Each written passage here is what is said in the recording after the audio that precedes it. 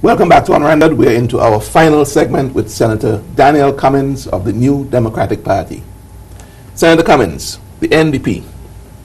When I speak to NDP candidates, I get this picture of doom and gloom in the economy. Things have collapsed. We are heading over a precipice. We've got to change the government. This is the claim of the NDP. Otherwise, we're going to eat grass, basically. Is this Senator Cummings' position as well? Well, I want to tell you it's not just NDP candidates. It's the vast majority of people of this country. And if you live with and move among the people, Tony, you feel it every day. The number of persons who reach to us for every conceivable form of assistance, who don't have any work, who have children to go to school, who need medical assistance, you name it. And the unemployment levels keep going. The difficulty is that the government is not paying its bills, it's not paying its contractors, it's not paying its suppliers, so everything is frozen, and everybody is feeling it. As I understand economics, there are indicators that are used to judge how your economy is performing. I'm not an economist, and I'll offer this first up. But I listen to the authorities, these bodies that are authorities in judging the performance of your economy, the World Bank, IMF, etc. And the Prime Minister claims, and he can't be making this claim unless the facts are there, that we're not performing badly based on the assessment of the World Bank, the IMF. Yes, there may be cautions about cutting back on public spending, etc. But we're not in this doom and gloom situation as the NDP postulates. I ask a simple question. You think if the Prime Minister had finances available to him going into an election, he would owe the University of the West Indies $13 million? Do you think that the government will not pay for the medication coming out of St. Lucia? Do you think the government will not pay the traveling allowance for civil servants for over a year, not paying teachers? The government in Parliament said that graduate teachers would be paid since January. Find out what's happening to the nurses. Everybody is feeling it. Has there been an announcement of Island Scholars for the year? Has the $500 been paid to people who pass over 5 subjects and so forth? The government is playing broke. So you're saying that something is definitely wrong with the way it's one assesses the performance of the economy? No, I don't say that either. You see, statistics are a funny thing, and one also has to look at the timing of those numbers. That's another issue. We don't know what the most current figures are. And you can quote figures from 2008 and 9 and so forth. The situation in the National Commercial Bank, for example, was getting bad in 2007, got horrible in 2008, got frightening in 2009, and from what I'm hearing in 2010 is disastrous within a very short period of time. The National Commercial Bank, as you brought it up, has now been sold. The government is divesting. So we are told. The government is divesting 51% of its shares right now to East Caribbean Financial Holdings, and so they're going to be the majority shareholders and owners of the bank. The NDP is making this a political issue as well. You're saying that the government mismanaged the bank, basically, and it was a forced sale and not something that was planned. It was a question of having to do so. But the CEO of the bank, the governor of the central bank, Sir Dwight Fenner, they all see the sale of the bank as a good thing. Of course. And I don't disagree 100% with what they're saying.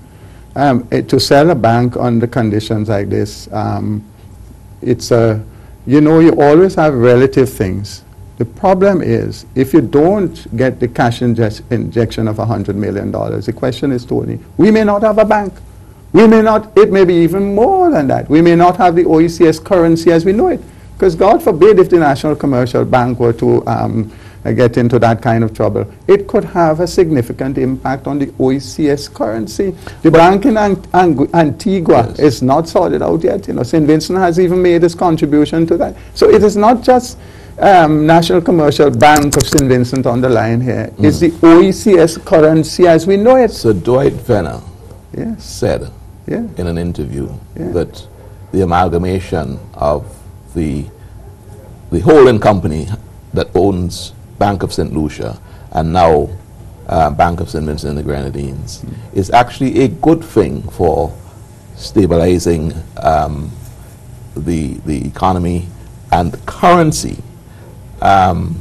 So he's talking counter to what you not at all. Not at all. If you are if you are on life support, if you are in a coma and they come up with a drug that can help you add a few more years to your life, you consider it a good thing.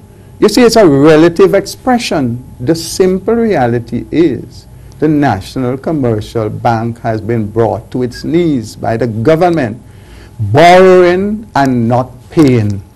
We need to understand, so nothing wrong with a government borrowing. Yes. The problem came when the government has been unable to service its debt to the National Commercial Bank. So the bank couldn't get the cash it required to run the bank. So you're saying it is on life support. So you're saying that if the government was not liable to the bank to the tune of the $100 million that it borrowed from the CDB. But it's not just 100, you know. Yes. 100 plus, but they're paying back 100. Okay. We are paying back 100. If that situation did not exist, the sale of the NCB would not have happened. That's what you're saying. It may not have happened, and at any rate it would not have happened in that form and fashion. You could have sold it, as we have been asking to do, by inviting our people first and foremost to invest in the bank, giving Vincentian an opportunity, because we are not against selling the bank. It's not what you do, you know, it's how you do it. This is, when you sell under the terms and conditions that you want, you get greater benefit. Now, when you're forced to sell, you have to take what you get. And that is the difference. It's a fire sale, as Mr. Eustace keeps saying. This is not a sale. Let me ask Vincentian this question. Ralph Condesar is a political animal that he is.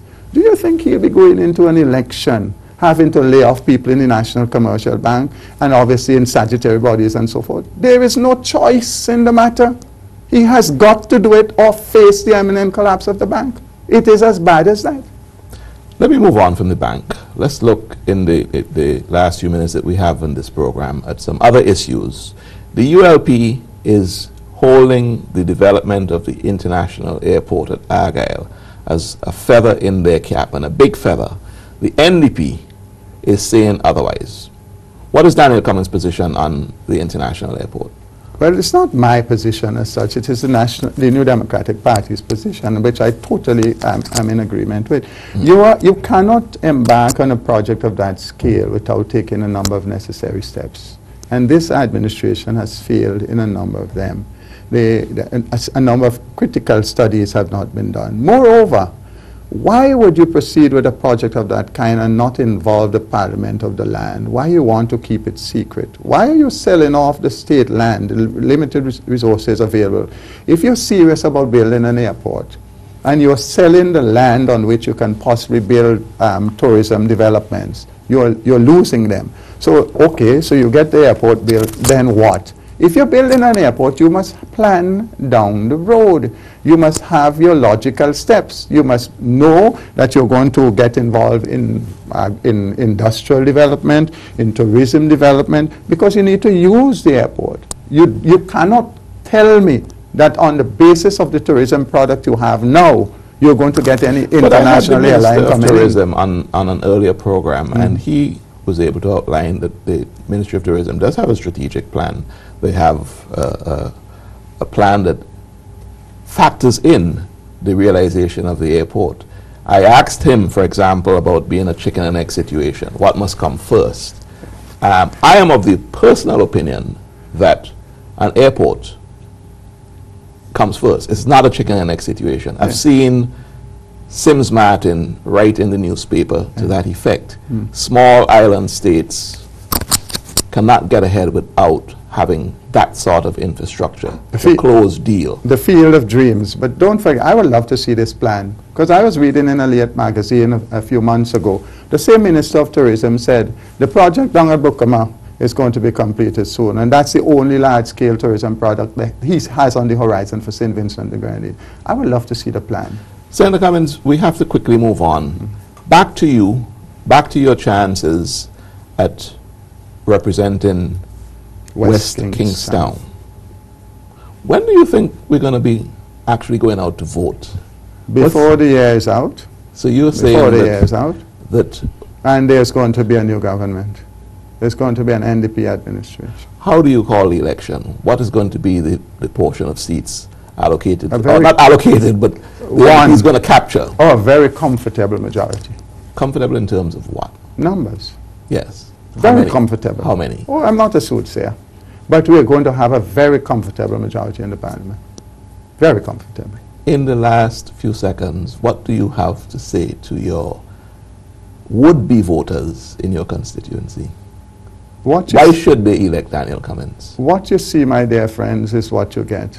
I am plain, unadulterated, very serious when I have to be, but I'm all about people. Daniel Cummings, thanks for coming on the program. Thank you very much. Thanks for having me. You've been looking at Unrendered, and my guest was Senator Daniel Cummings of the New Democratic Party. Unrendered is on IKTV on Sundays, Tuesdays, and Thursdays. Do tune in. Jomo Thomas is up next with Plain Talk.